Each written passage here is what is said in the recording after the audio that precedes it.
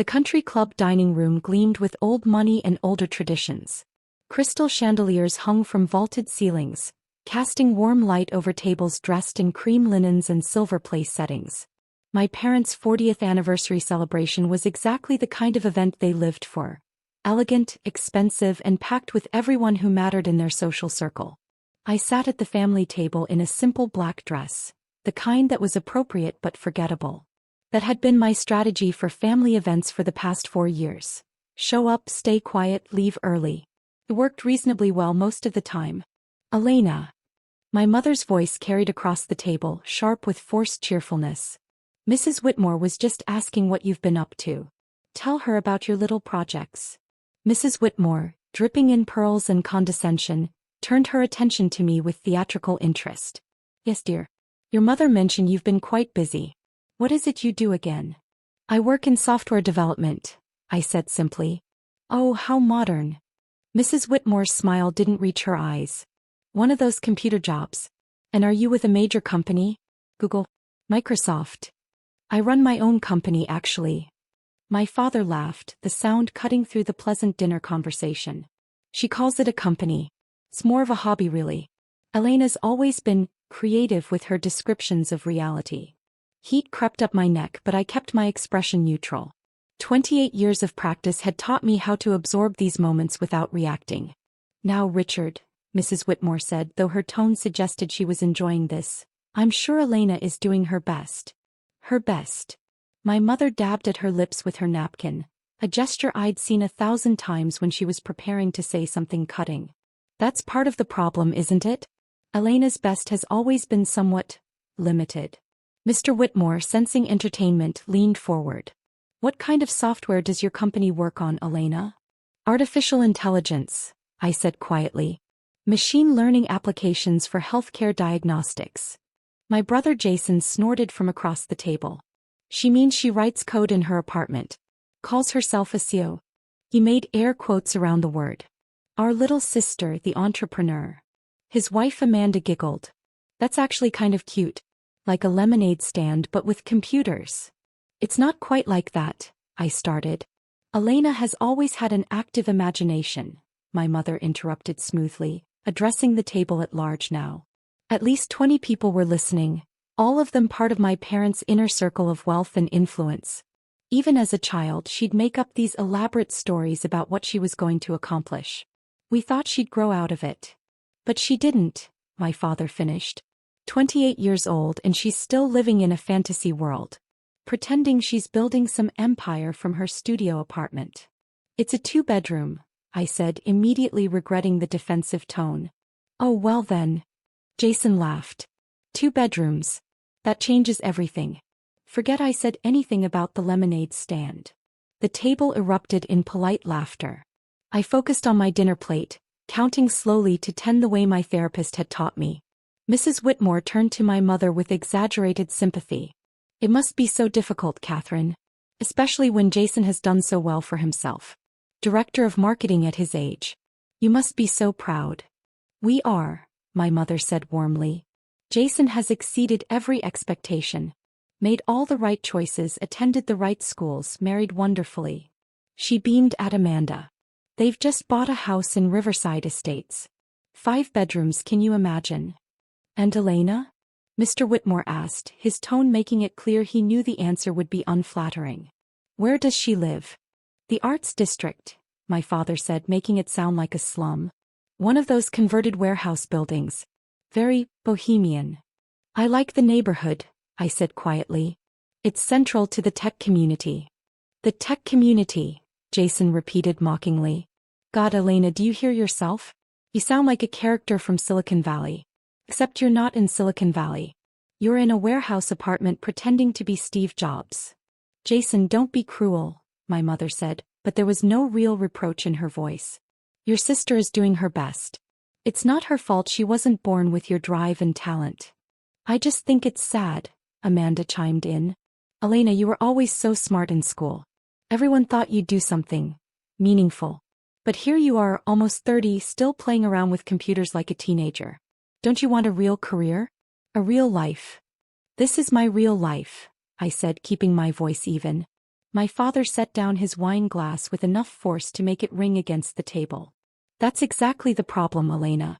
This is your real life. Living alone, working on projects no one understands, earning God knows how little money with no prospects, no future and no ambition beyond your next coding session or whatever it is you do. Richard, Mrs. Whitmore said, leaning in conspirationally, surely Elena must make some money from this computer work? Even if it's not much. We honestly don't know, my mother said. She refuses to discuss finances with us. Won't accept our help, won't take our advice. She's always been stubborn that way. Independent, I corrected softly. Stubborn, my father overrode me. Foolishly, pointlessly stubborn. We've offered her positions at the firm, entry-level naturally since she has no real business experience, but she insists on pursuing this technology nonsense. Mr. Whitmore shook his head sadly. Such a waste. You and Catherine built one of the most successful real estate development firms in the state. The connections, the opportunities you could provide, and she chooses computers. In a warehouse apartment, Jason added helpfully. Don't forget the warehouse apartment. Very important detail. More laughter rippled around the table. I noticed several people from nearby tables glancing over, drawn by the spectacle of my family's public dissection of my failures. My mother addressed the growing audience with practiced grace. We've made peace with Elena's choices. Not every child can be successful. Some people simply aren't built for achievement. We love her anyway, of course. Of course, Mrs. Whitmore agreed. Though it must be hard watching her waste her 20s like this. It's devastating, my mother said, her voice catching just enough to sound genuine. To watch your child fail at life, to know they could be so much more if they'd just listen. It breaks a parent's heart. I'm not failing, I said louder than I intended. Several conversations stopped. I'm building something. Just because you don't understand it doesn't mean it's not real. My father's face darkened. Don't raise your voice at this table, Elena. We're celebrating our anniversary with friends and family. If you can't be pleasant, you can leave. Maybe I should. I started to stand. No. My mother grabbed my wrist, her fingers tight. You'll stay and you'll be gracious. This is our day and you will not ruin it with one of your dramatic exits. Sit down. I sat. 28 years old and I still couldn't quite defy my mother's direct commands.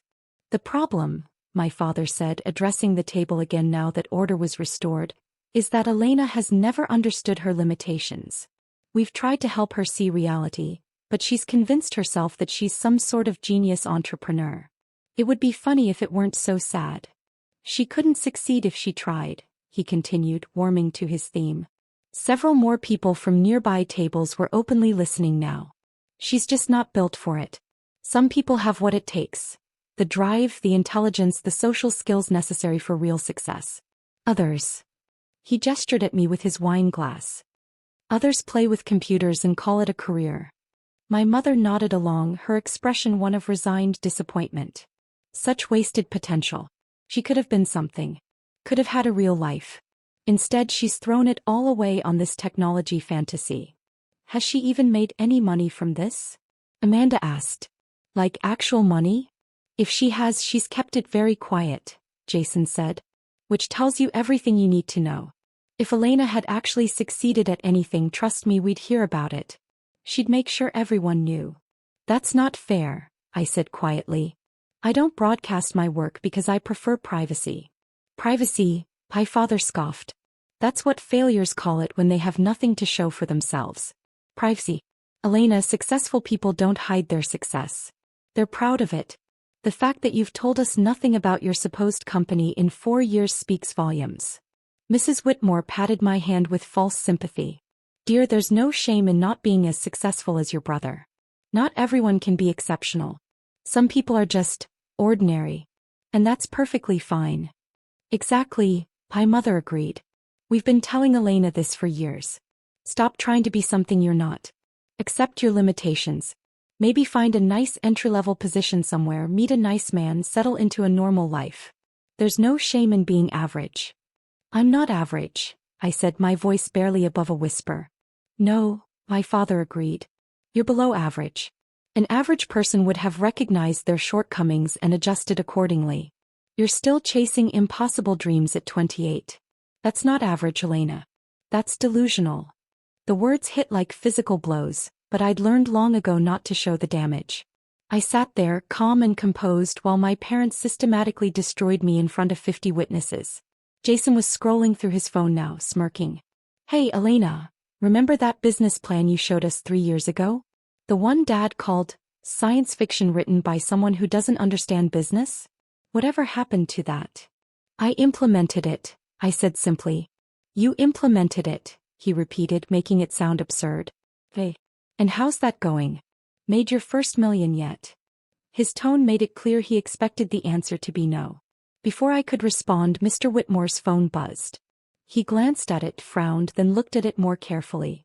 His expression shifted from polite interest to confusion to absolute shock. That's odd, he muttered. What is? Mrs. Whitmore leaned over to look at his screen. Her eyes went wide. Oh my God. Several other phones around the room started buzzing in rapid succession. The soft notification sounds created a wave of electronic chirping that spread through the dining room like falling dominoes. My mother's phone lit up on the table. She picked it up, read something, and her face went pale. Richard, look at this. My father took her phone, his expression skeptical. As he read, his face transformed, confusion, disbelief, then something that might have been anger or might have been shock. It was hard to tell. What is it? Jason demanded. What's everyone looking at? More phones were coming out now. All around the dining room, people were checking notifications, reading, their faces showing progressive stages of shock. Amanda gasped audibly, her hand flying to her mouth. She'd been scrolling through her phone and had apparently found whatever everyone else was seeing. Hey, Jason, look at this. She turned her phone to show him. I couldn't see the screen from where I sat, but I watched my brother's face go from smug superiority to utter disbelief in about 3 seconds. That can't be right, he said weakly. What? I asked, though I had a sinking feeling I knew what was happening. What can't be right? Mrs. Whitmore was staring at me now, her mouth slightly open. You're Elena Chin? Yes, I said simply. I've always been Elena Chin. No, I mean. She looked back at her phone, then at me, then at her phone again. You're Elena Chin. The Elena Chin. My mother's hands were shaking as she scrolled through her phone. This says, Richard, this says she's number 1. Number 1 on the Forbes 30 under 30 list. The dining room had fallen silent. 50 people were now openly staring, phones in hand, reading the same articles, looking at the same pictures. My father was still reading from my mother's phone, his face ashen. Forbes number 1 pick for technology innovators. Elena Chin, founder and CEO of Mediscan.ai. Revolutionary diagnostic software that's transforming healthcare globally. 28 years old. Company valuation. He stopped, seeming unable to continue. $3.2 billion, Mr. Whitmore finished, reading from his own phone. Personal net worth estimated at $890 million. The silence was absolute. Jason was scrolling frantically now, his face cycling through shock, confusion, and dawning horror. There are hundreds of articles. TechCrunch, Wired, MIT Technology Review. Everyone's covering this. It went live 10 minutes ago. But that's impossible, Amanda said, her voice shrill. She lives in a warehouse apartment. She doesn't even dress nice. This has to be a mistake. A different Elena Chin. Mrs. Whitmore turned her phone around, showing a professional photo from the Forbes article. It was definitely me, though I looked far more polished than I did at family dinners. Does this look like a different Elena Chin? My mother was reading now, her voice hollow. Mediscan.ai uses advanced machine learning algorithms to detect early-stage diseases from standard diagnostic images with 99.7% accuracy. The software has been adopted by over 2,000 hospitals worldwide. It's projected to save over 100,000 lives annually by catching cancers and other diseases years earlier than traditional diagnostic methods. Elena founded the company 4 years ago, my father read from another article. Working alone from her apartment, she developed the initial algorithms. She's been notoriously private, refusing interviews and publicity while building her company. The Forbes 30 under 30 list represents her first major public exposure. More people were reading now, sharing details back and forth. Her software is being called the most significant diagnostic breakthrough in 50 years, someone said from a nearby table. Johns Hopkins just published a study on it, someone else added. Reduced false positives by 87%. The WHO is in talks to implement it in developing countries, another voice chimed in. Jason had found a video interview I'd done 3 months ago with MIT Technology Review, the only interview I'd agreed to and only because they'd promised to keep it low profile until this month. He played it and my voice filled the dining room through his phone's speaker. The goal was never to make money, Video Me was saying. The goal was to save lives. Too many diseases are caught too late. If we can use AI to detect them earlier, catch them before they become terminal, we can fundamentally change healthcare outcomes globally. The business side was necessary to scale the technology, but the mission has always been patient outcomes. The interviewer's voice. Your software is now in hospitals across 6 continents. How does it feel to know you've created something that will save tens of thousands of lives? Humbling, Video Me replied. And like validation that 4 years of 18-hour days were worth it. Jason stopped the video, his hand shaking slightly. Mrs. Whitmore was still reading, her voice stunned. It says here that you've donated $200 million to medical research. That you've established scholarships for 500 students from low-income backgrounds to study computer science and medicine. That you personally funded the installation of your software in 20 hospitals in underserved communities. The software in those hospitals is provided free of charge in perpetuity, Mr. Whitmore added, reading from another article.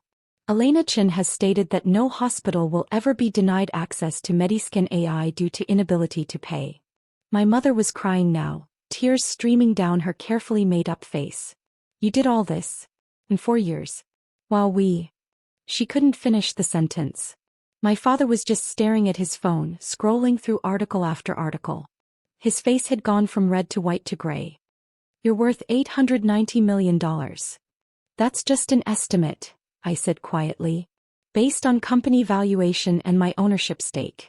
The actual number fluctuates. Fluctuates, he repeated numbly. Jason found another article. Business Insider is calling you the most important healthcare innovator of the decade. They're comparing you to the inventors of the MRI and CT scan. That's generous, I said. I just wrote better software. Better software. Amanda's voice was nearly hysterical. You created technology that's saving lives all over the world and you call it better software? A man from a nearby table approached, his expression apologetic. Miss Chin? I'm Dr. Marcus Williams. I'm a radiologist at Presbyterian Hospital. I use your software every day. I need you to know it's changed everything. I caught a pancreatic tumor last week that I would have missed completely without Mediscan. The patient starts treatment next week. She'll survive because of your work. I'm glad, I said, and I meant it. That's why I built it. He shook his head in wonder. I had no idea you were so young. Or that you'd been working in such obscurity. The whole medical community is talking about this Forbes article. Everyone wants to meet you, thank you, understand how you did it. More people were approaching now, doctors and medical professionals who'd been dining at other tables, all of them wanting to express their gratitude, their awe, their disbelief that I was here at a country club anniversary dinner while revolutionizing their field. My mother's phone rang. She answered it numbly. Hello? This is Catherine Chin.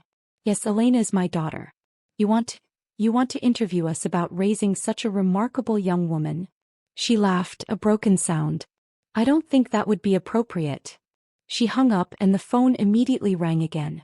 She didn't answer. My father's phone started ringing too. Then Jason's. Within minutes, all of their phones were lighting up with calls from media outlets, old friends, business associates, everyone suddenly desperate to talk about Elena Chin, the daughter they'd spent the evening calling a failure. Mrs. Whitmore was still reading, seeming unable to stop. There's an article here about your workspace. They're calling it genius minimalism. You converted a warehouse apartment into a state-of-the-art development laboratory. There are photos. It's stunning. Industrial chic meets cutting-edge technology.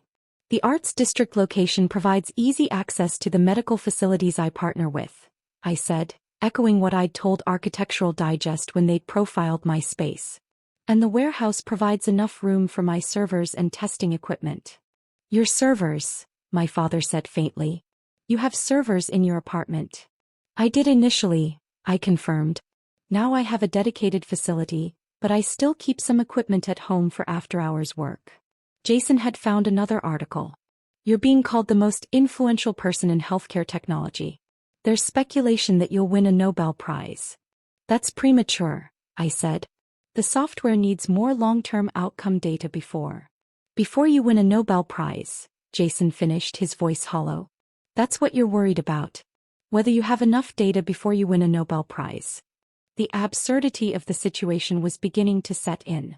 An hour ago, these people had been mocking me, calling me delusional, telling me I couldn't succeed if I tried. Now they were reading about how I'd built a billion-dollar company that was saving lives around the world. Amanda was crying now too. We made fun of you. I called it a lemonade stand. Oh God, Elena, I'm so sorry. We had no idea, Mrs. Whitmore said, though her expression suggested she was already recalculating her social position relative to mine. If we'd known what you were working on, would it have mattered? I asked quietly. If I'd told you 4 years ago that I was developing AI diagnostic software, would you have believed me? Or would you have called it another one of my fantasy projects? No one answered. My mother reached for my hand. Elena, sweetheart, I don't know what to say. We've been so wrong about you. So incredibly, terribly wrong. I pulled my hand back gently. You weren't wrong about what you could see. You were wrong about what you assumed. You saw me working from home, living simply, staying private about my work. You assumed that meant I was failing. You never considered that maybe I was just focused. My father set down his phone, his hands shaking. 4 years. You've been building this for 4 years. Every family dinner, every holiday, every event where we criticized you, told you to get a real job, said you were wasting your life. You were revolutionizing healthcare. Yes. Why didn't you tell us? I looked at him, really looked at him. At his expensive suit, his perfectly styled hair, his face that had spent the evening radiating smug superiority. When would have been the right time, Dad? At Thanksgiving 3 years ago when you told Uncle Mark I was unemployable? At your birthday last year when you said I'd never amount to anything? Today when you told 50 people that I couldn't succeed if I tried? He flinched. Jason was scrolling through his phone with increasing agitation. There's a video trending on Twitter. Someone recorded Dad's speech earlier. The part where he said you couldn't succeed if she tried. It's been shared 40,000 times in the past 20 minutes. Oh God, my mother whispered. People are not being kind in the comments, Jason continued. They're calling it the worst parental take of all time. They're memes. Someone created a gif of Dad saying she couldn't succeed, with your Forbes cover popping up at the end. My father's face had gone bright red now, anger mixing with humiliation. You could have stopped this. You could have told us, warned us. Warned you not to publicly humiliate your daughter? I asked calmly. That shouldn't require a warning, Dad. Mrs. Whitmore was trying to salvage the situation. Well, this is all wonderful news. Elena, we're so proud of you. We've always known you were special. Please don't, I said firmly. We both know that's not true. You've spent the evening calling me ordinary, telling me to accept my limitations, suggesting I find a nice entry-level job somewhere. You don't get to rewrite history now that you know my net worth. She opened her mouth, then closed it, unable to argue. More phones were ringing. The video of my father's comments was spreading rapidly, going viral in real time. Every major news outlet was now running stories about the Forbes 30 under 30 list, with me as the lead story. A waiter approached hesitantly. Miss Chin, there are several reporters outside asking for you. Should I tell them you're not available? Yes, please. Thank you. He nodded and retreated, but not before I saw the admiration in his eyes. Even the staff had seen the articles. My mother was sobbing openly now, mascara running down her face. How can you be so calm? We've said such horrible things to you. Such cruel, ignorant things. Because you've been saying them for 4 years, I replied simply. I'm used to it.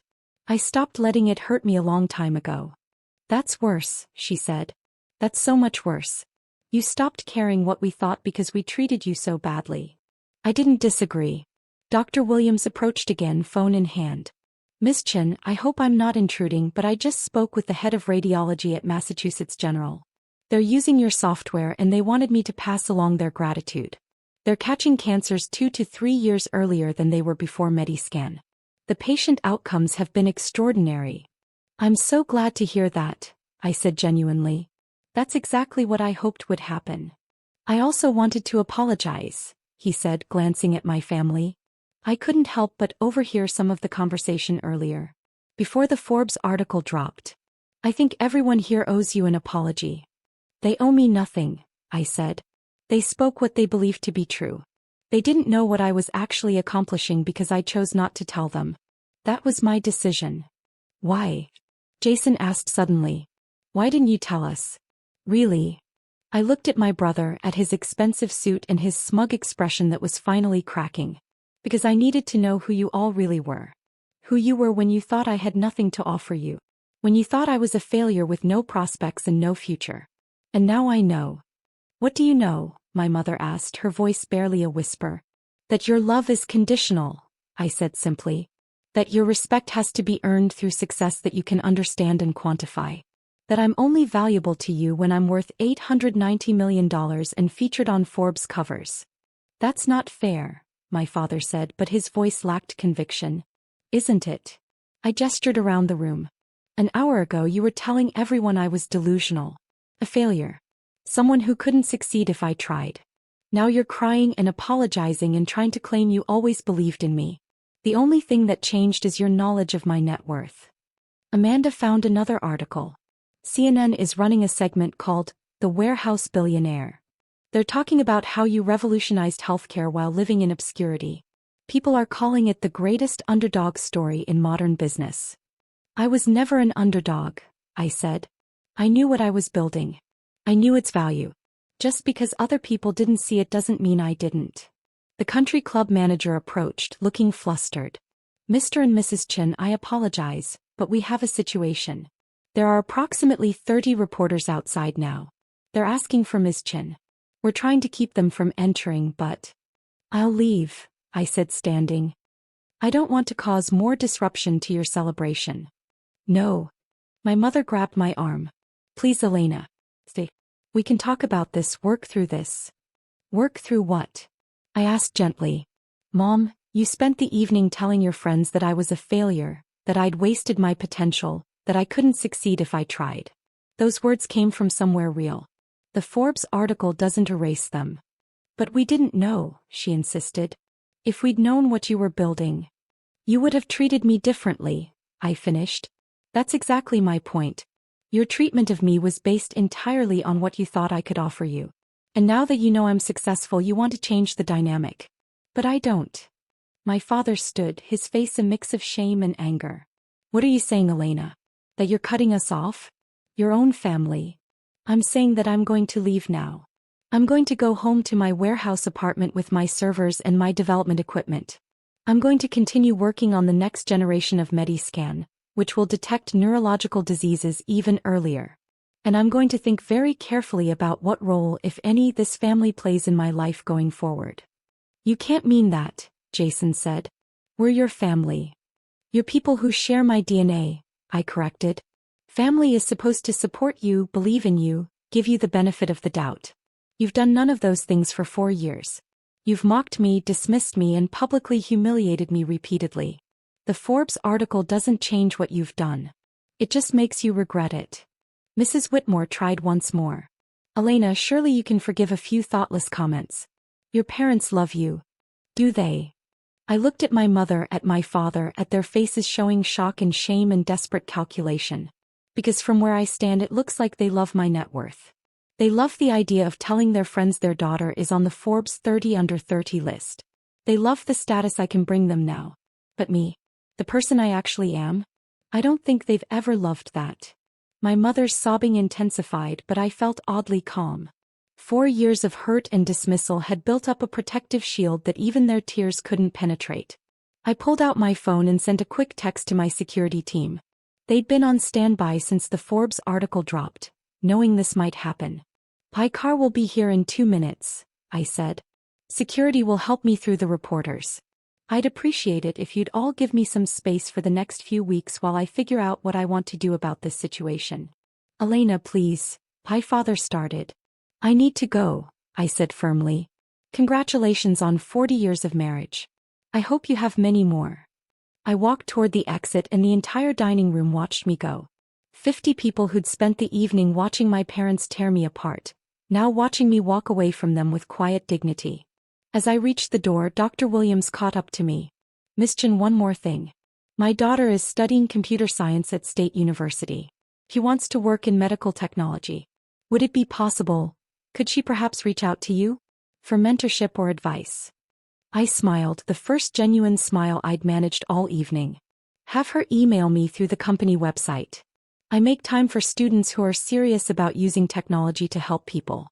"Thank you," he said, his voice full of emotion. "Thank you for everything you're doing. You're changing the world." Outside, my security team was waiting. They formed a protective barrier as reporters shouted questions. "Miss Chen, how does it feel to be #1 on the Forbes list? Elena, can you comment on the video of your father's statements? Is it true you developed Mediscan entirely alone?" I didn't answer any of them, just walked calmly to my car. A Tesla Model X, practical and efficient. Not a billionaire's typical choice, but I'd never cared about typical. As we pulled away, I looked back at the country club. Through the windows, I could see my family still sitting at that table, surrounded by people whose opinions they valued more than their daughter's well-being. My phone was exploding with notifications. Interview requests from every major media outlet. Speaking invitations from conferences and universities. Messages from colleagues and competitors, investors and advisors, all of them wanting to congratulate me or attach themselves to my sudden public success. One text stood out from Dr. Rachel Martinez at Johns Hopkins, one of the researchers who'd helped validate my software. "Saw the Forbes article. Congratulations on finally getting the recognition you deserve. Also saw the video of your father. I'm so sorry. You deserve better. If you need anything, call me." I typed back, "Thank you. Okay. Just ready for this day to be over." Her response came immediately. "Want to grab coffee tomorrow and talk about the next phase of the neural detection algorithms?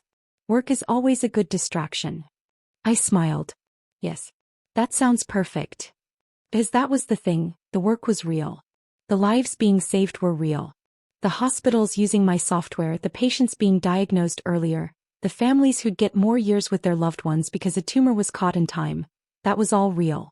My family's sudden recognition of my worth? That wasn't real. That was just reaction to a Forbes article, to a net worth estimate, to public validation they couldn't ignore. I'd built something meaningful while they were calling me a failure. I'd changed an entire field while they were suggesting I get an entry-level job. I'd saved lives while they were telling everyone I couldn't succeed if I tried.